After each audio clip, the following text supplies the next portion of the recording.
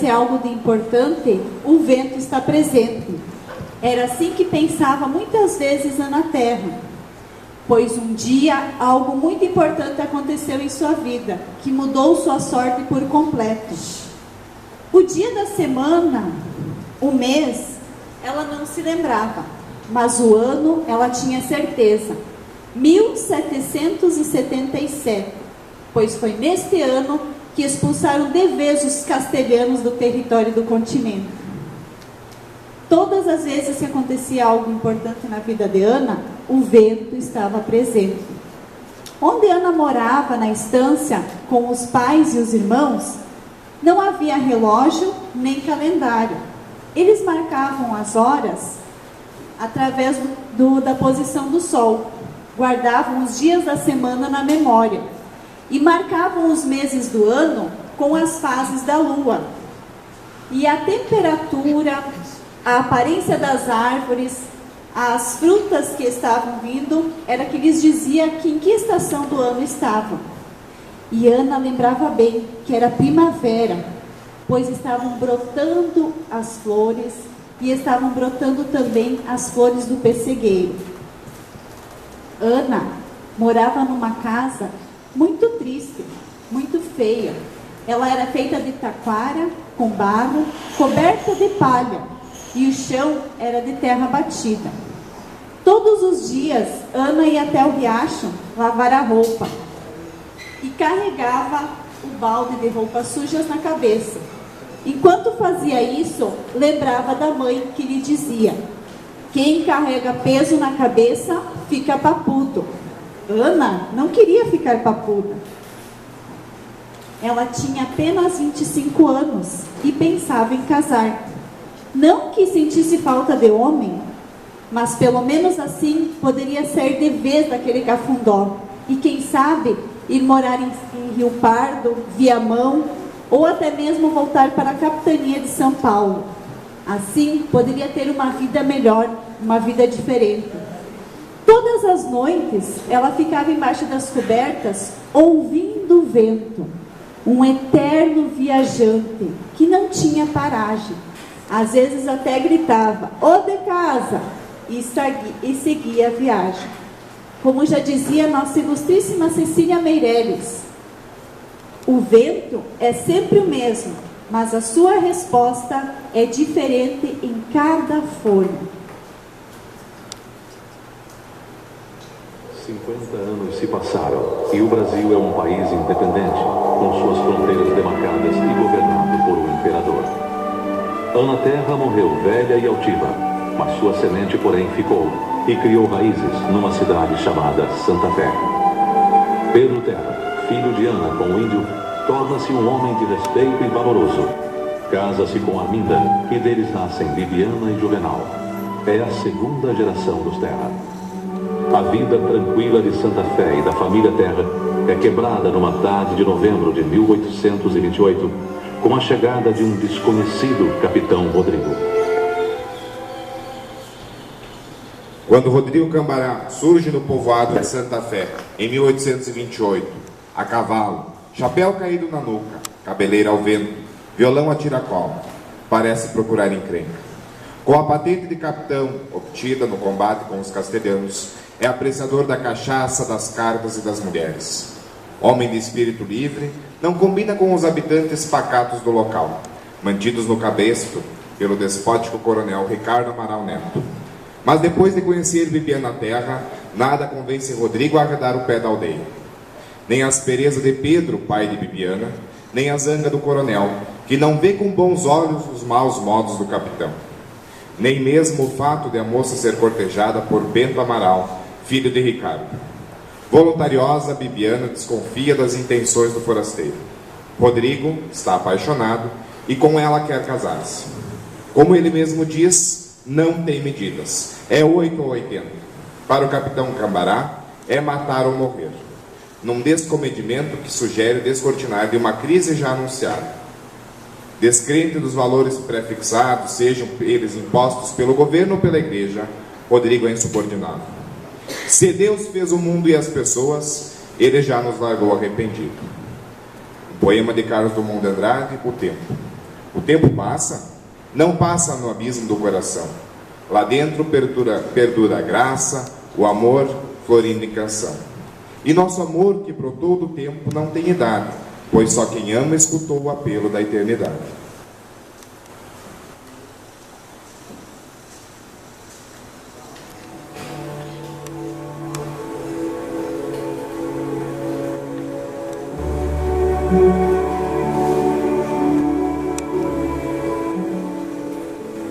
Às vezes, era até bom que nem aparecesse ninguém por aquelas paragens. Assim pensava Ana, porque cada vez que aparecia alguém, era para trazer encrenca.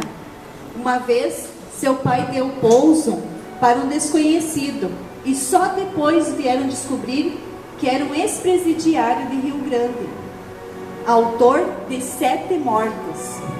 Outras vezes, passava por ali também grupos de índios, que por onde passavam iam levando tudo, machucando as mulheres, batendo nos homens. Tinha também os ladrões de gado, que passavam, matavam os animais para pegar a carne para comida. Nessas épocas, muitas vezes, Ana e a mãe tiveram que se esconder no mato, enquanto os homens enfrentavam esses malvados. Era por isso que Ana ficava pensando, que bom que às vezes não aparece ninguém. E passavam-se meses em que ela via em sua frente apenas 4 pessoas: o pai, a mãe e os 2 irmãos. E não tinha outra alternativa para passar o medo, a aflição e a tristeza, a não ser trabalhar. Levantava cedo, esquentava a água para tomar o chimarrão, ia ajudar a mãe na cozinha, fazer comida, lavar roupa, tratar os animais do quintal. Não tinha outro remédio. E na época da colheita, seguia com os homens, mourejando de sol a sol.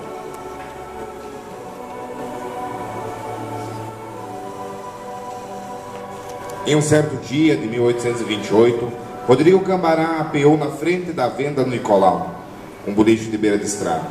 Amarrou seu cavalo num tronco de cinamomo, entrou arrastando as esporas e batendo com o rebenque na coxa direita.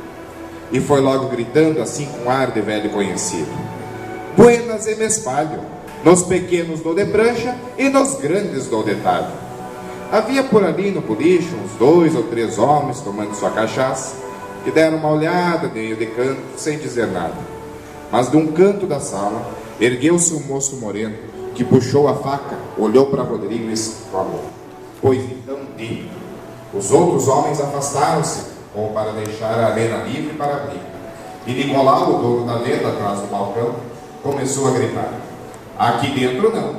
Se vai dar briga é lá fora. É lá fora. Rodrigo, porém, sorria, imóvel, rebenque pendente do pulso, mão na cintura, olhando para o outro com um olhar ao mesmo tempo de desafio e simpatia. Incomodou-se, amigo? Perguntou Rodrigo, olhando o rapaz de alto a baixo. Não sou de briga, mas não costumo aguentar desaforo, respondeu o ribeiro. Ô bicho bom! Os olhos de Rodrigo tinham uma expressão cômica. E alguém lá de fora, já meio preocupado, pergunta: E essa briga sai ou não sai? Rodrigo não desembainhava a daga. O recém-chegado deu uma olhada, respondeu bem calmo: Não sai. Já estou cansado de tanto pelear. Não quero puxar arma por pelo menos um par de vezes.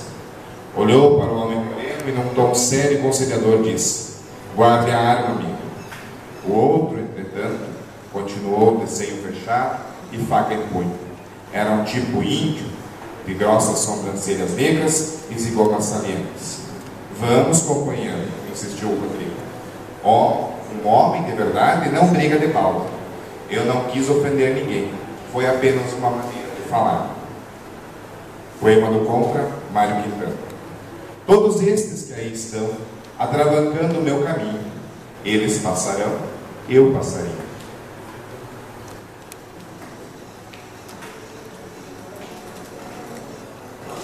Ana Terra guardava na lembrança aquele dia como se fosse uma joia, pois naquele dia, mais uma vez, o vento acompanhava sua história. Neste dia, o major Pinto Bandeira, com seus homens, apareceu na estância. E claro, seu pai, velho Terra, logo lhes deu pousada e lhes ofereceu comida. O major Pinto Bandeira era dono de muitas terras e na sua estância tinha muita mobília. Ele tinha inclusive uma banda de música. E logo já estavam todos à mesa, comendo churrasco e abóbora e tomando uma guampa de leite. Ana ficou meio perturbada em meio a tantos homens, grandes, fortes, barbudos e sujos. E muitas vezes lhe lançavam olhares indecentes. Num desses olhares, Pinto Bandeira falou com seu pai: "Vosmecê tem uma moça muito linda nesta casa." Nesse instante, Ana deixou até a faca cair no chão, de tão atrapalhada que ficou. Mas o major continuou: "É muito perigoso ter uma moça muito bonita nesse descampado." Seu pai, que estava de cabeça baixa, levantou e olhou firme. "Mas aqui também tem 3 homens e 3 espingardas para defender." O silêncio foi total. Ninguém falou mais nada. E quando se despediram, o major, em cima do cavalo, olhou para as pessoas da família e disse: essa é a nossa sina, andar de sol a sol sobre um cavalo, comendo às pressas e dormindo ao relento. Mas nós precisamos acabar de vez com esses castelhanos que tomaram nossas terras. E quando este dia acontecer, quando este dia chegar, ele olhou para Ana e confiou: nós precisaremos de moças bonitas e trabalhadeiras como vosmecê. Deus vos guarde. Deu um adeus e partiu. Ana, toda vermelha e envergonhada, baixou a cabeça e ficou ouvindo o irmão mais velho falar ao pai: "Pai, eu devia ter ido junto com eles. O major precisa de soldados para defender a pátria." O pai falou bem firme para ele: "Que soldado? Eu não criei filho para sair dando tiro por aí. O major tem muitas terras. Ele não é um patriota coisa nenhuma. Ele quer defender as suas terras e espantar os castelhanos que as tomaram. Pátria é a casa da gente e trabalho de homem é na enxada. Nós vamos ficar aqui e não se fala mais nisso." Ana saiu de mansinho e foi até o riacho, mais uma vez lavar suas roupas. E olhando sua imagem refletida na água, ficou lembrando das palavras do major: precisaremos de moças bonitas e trabalhadeiras. Bonitas e trabalhadeiras. Bonitas, bonitas, bonitas. O pai da terra, Maneco Terra, era um homem que falava pouco e trabalhava bastante. Era severo e muito sério. Exigia dos outros respeito e obediência. E na casa dele, ninguém podia discutir com ele. E ele dizia assim: terra tem só uma palavra. E era verdade. Quando ele dava a sua palavra, ele fazia, ele cumpria, custasse o que custasse. Nicolau voltou para a cozinha, enquanto Rodrigo ficou palitando os dentes com o espinho. Juvenal pensou em erguer-se e sair. Não sabia por que continuava ali, mas tinha uma curiosidade de falar com aquele estranho, saber mais sobre aquele forasteiro. E pensou que não fazia mal algum, já que tinha respondido a tantas perguntas que Rodrigo já tinha lhe feito. Então, Juvenal, com jeito de quem não quer nada, começou uma conversa com Rodrigo. Ainda que eu mal lhe pergunte, vivendo, da onde vem o amigo? Rodrigo fez um gesto largo e respondeu: venho de muitas guerras. Juvenal queria saber mais. Andou pela banda oriental? E Rodrigo responde: se andei pela banda oriental, e foi muito mais do que uma vez.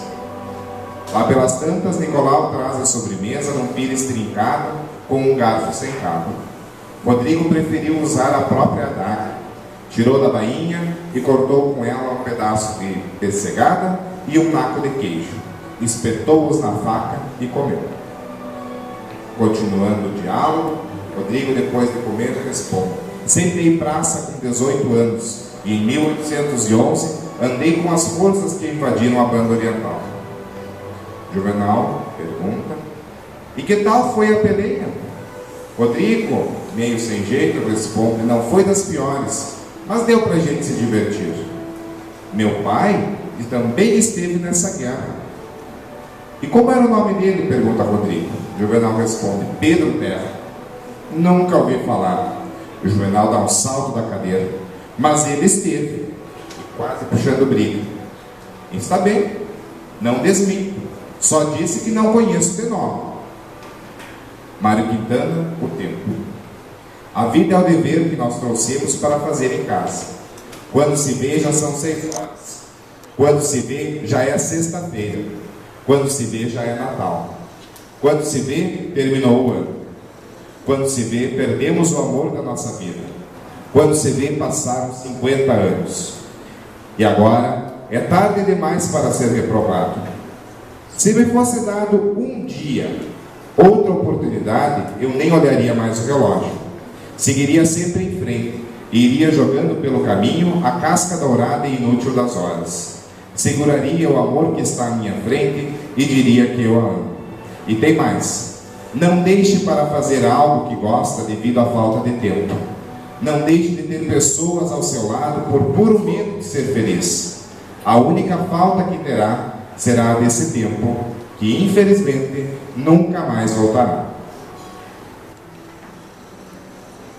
Pensando nas palavras do poeta, Mário Quintana também escreveu mais um poema assim: os poemas, as histórias, os contos são como pássaros que chegam, não se sabe de onde, e pousam no livro que lês. Quando fechas o livro, eles alçam voo como de um alçapão. Eles não têm pouso nem porto, alimentam-se num instante em cada par de mãos e partem. E olhas então essas tuas mãos vazias, no maravilhoso espanto de saberes que o alimento deles já teve em ti um dia. Ana Terra, Rodrigo Cambará são personagens de Érico Veríssimo. Eles marcaram a história e deixaram registros na nossa memória.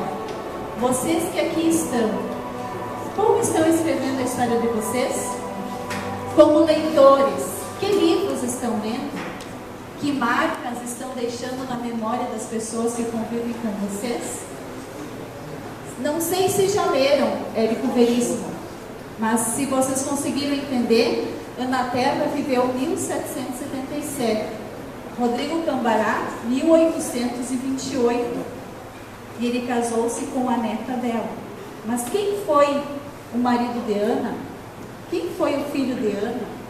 Com quem o filho de Ana casou? Quem era Juvenal? Quem que era o Pedro Terra? Essas perguntas vocês só vão saber lendo os livros. Então, nos livros, a tecnologia hoje é maravilhosa, pois ela nos mostra imagens, nos possibilita o acesso fácil. Mas a imaginação e a interpretação que um livro nos proporciona, isso é indescritível. Hoje vocês puderam ver um pedaço da história, como nós interpretamos. Mas vocês vão ler e vão imaginar de forma diferente. Quando nós apresentávamos, olhávamos para a cara de vocês e víamos que vocês ficavam imaginando aqueles homens grandes, barbudos, feios, sujos. Ana Terra muito linda. Pode ser que eu não sou muito linda, mas ela era muito mais linda. Né? Todos imaginam alguma coisa. E é só a leitura que nos proporciona isso. Como a professora Dulce falou, quem lê não precisa acreditar em tudo que os outros falam. Quem lê tem mais conhecimento, tem mais imaginação e tem mais criatividade.